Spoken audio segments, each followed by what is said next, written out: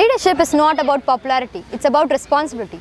Hello everyone, I am Dhanishka and I am standing before you as a candidate for the school head girl, and my symbol is school building.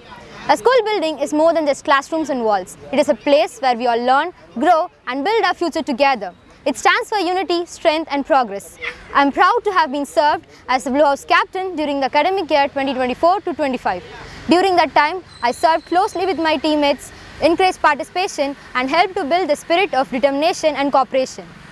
I am delightful that our hard work paid off and Blue House emerged victorious that year. This experience strengthened my leadership skills and taught me the importance of teamwork, responsibility and perseverance. If you elect me as your head girl, I promise to be the voice of everyone, listen to your suggestions and concerns, encourage participation in school activities and help to create a positive and inclusive environment for everyone.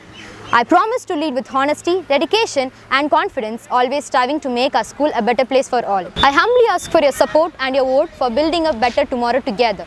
So remember, my symbol is school building. Thank you.